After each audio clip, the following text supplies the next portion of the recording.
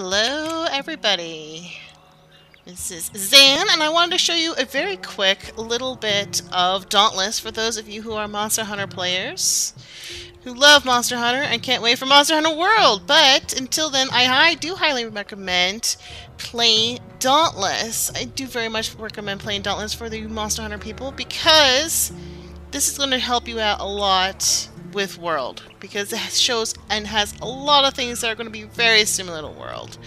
One thing that's not similar at all that makes this game a lot simpler, but in a very good way, is that there is no personalized boxes. There's no box where you can go and have a house where you save and all that good stuff. It's all right here in your loadout screen. It is still a work in progress, but as you can see, everything is here. You can change your weapon. You can change all of your armor, and it shows you where your aspects are. I do not know how aspects work yet, but I believe it is part of the leveling system when you level up your items. But it all gets pre-sorted out by type. All you have to do is click on it, change it. I am a keyboard user, so I don't know how that's going to be affecting you who are going to use a controller. But another thing that's really nice is also use your quick items, your bars. You don't get to carry whatever you feel like into a hunt. You don't get to carry traps or anything like that. No, it's everything is on this bar is what you get to take in. The flare is standard, of course, but as we go down the line, it all goes by style or type. So the first one is going to be your self-healing, either just a little bit for yourself or a large amount that over time. Of course, looks like a lot more coming. There's offensive stuff, berserk potions, which is basically your demon drugs or stamina. Your defense, team revives, revive talisman, healing potions, or your fire res looks like. But I use the revive, but I probably shouldn't because that's a self-revive, and if you're playing in a group, I see a lot of people use a team revive or a healing pylon, which actually heals everybody around you, which is way more helpful than just saying, hey, I'm just going to res myself over here, don't worry about me, and get free reses by your teammates. The flares, of course, are standard, but looks like you can, from here, you can change what it looks like, which is actually kind of cool. I'll just change that. And your air support. I haven't used it yet. It does look like that there are a limited number, but there is one way to grab resources.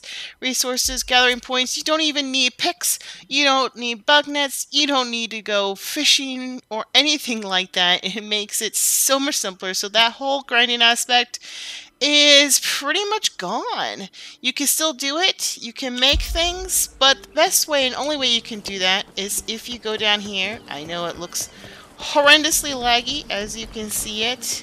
There are a lot of people on the servers right now. I am on a US server doing things with some of my fellow people, but here we do have the quartermaster. Hey there, Skipper. And he is the one who crafts your potions. It'll tell you what you need. It doesn't tell you how many you can make or max it out. It'll be one at a time. One quick little click, and it's made. And as you can see up here at the top, there are quests. Everybody has quests. You walk around, talk to them. Pretty much the same in Monster Hunter, except it's a little bit more obvious where they are. You don't get to see a downsized map from the sky. You do get to see a general little scroll bar at the top. You can see I'm facing direct north right now. You see at the very top of my screen. And it'll show you where all the icons are. Right now, I don't have any icons up because I have a lot in my journal to do. I haven't done a lot at all. It shows you what each one is, who gave it to you, what your objectives are. It's very simple. You don't have to go to, well, you do go to that post over there, but that post is for everybody, and you know what you need to select as you get up there. But since I don't have to carry anything, it makes life super easy. A strange thing that they did implement is instead of carving monsters, you get these jars, which you can see in this little stand here, and you open them up individually, and it will give you random items. I don't know. I do believe that they are influenced by a group. So if one of your group is subscribed, you might get slightly better items. I don't know for sure. each corps will give you items according to what the titles are. So this is all the Nashers. I've been fighting Nashers, trying out all the blades. I will say that chain blades are my go-to weapon, as I am a dual blade user primarily. But the hammer, the axe, and the sword are also very awesome weapons.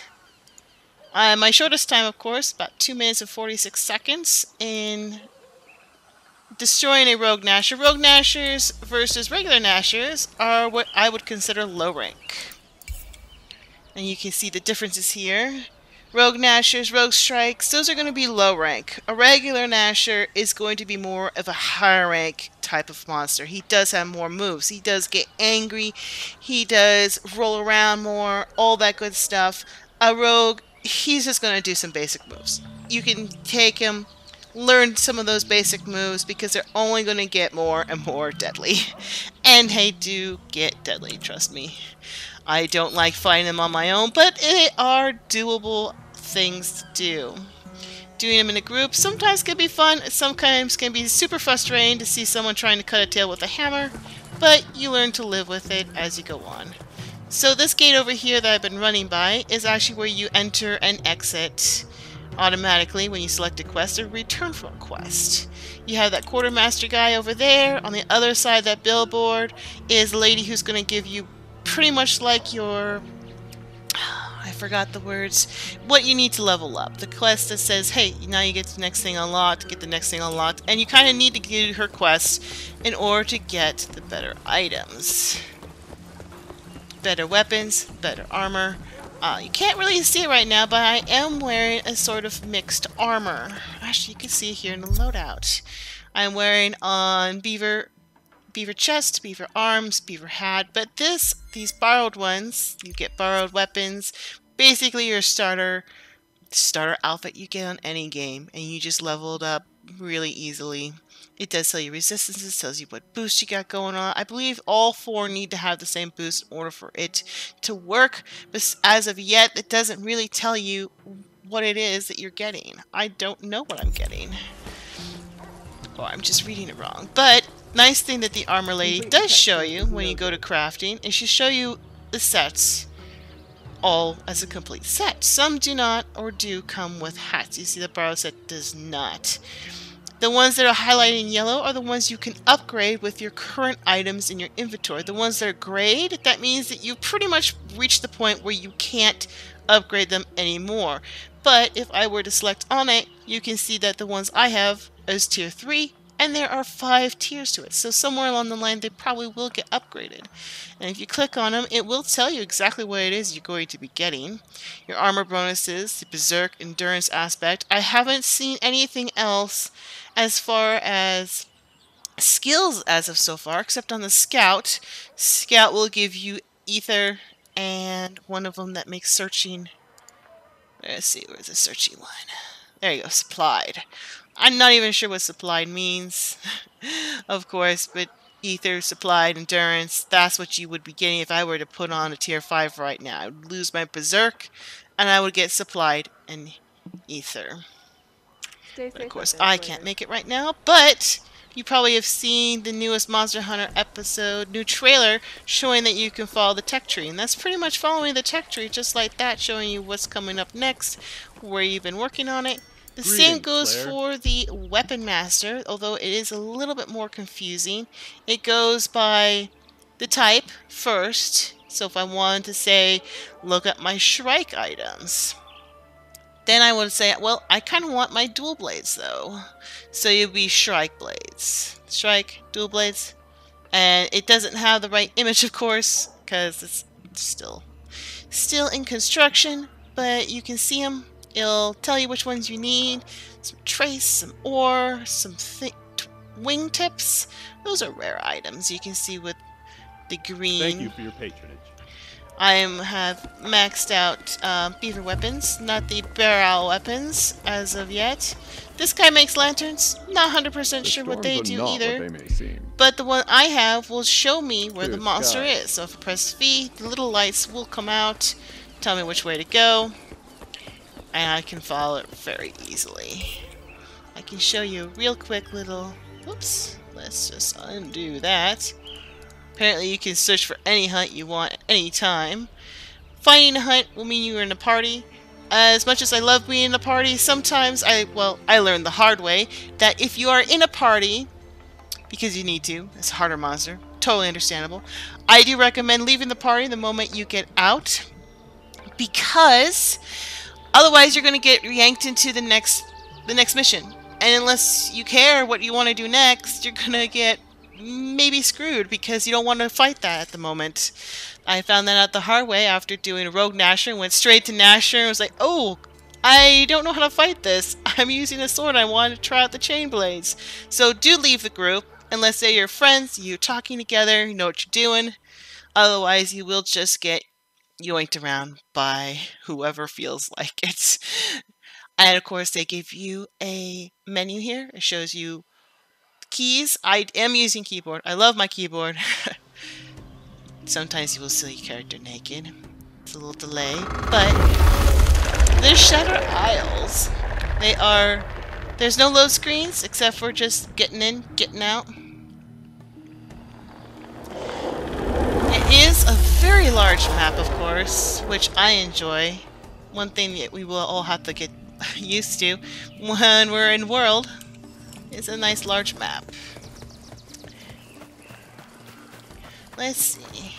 So, pressing V, the little lantern bugs will tell me which way to go, which of course I already know where because I've done this several times. More ether wisps will recharge it. Easy peasy. I do know that you notice the bars and all that. I'm not going to go into detail because other people, such as Eric's, knows their weapons way better than I do and and actually he does have way better videos than I could make by just showing you all the weapons, what they do, how they do it. They're amazing. I definitely recommend checking them out. I don't recommend doing flares unless your group is okay with that, because it will notify of your presence. It will only take a couple minutes to get this guy down. And unfortunately I did get hit.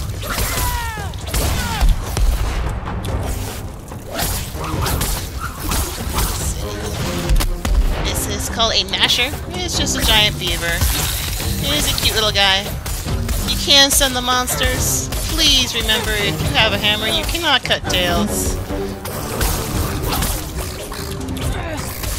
KOs are way better than body cutting.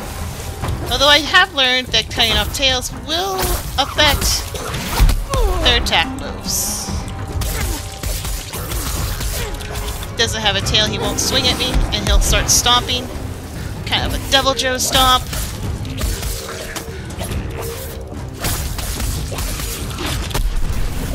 Versus a tail slam. There we go. There's a stomp.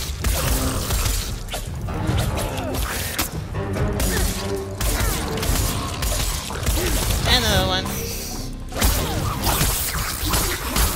But he's down.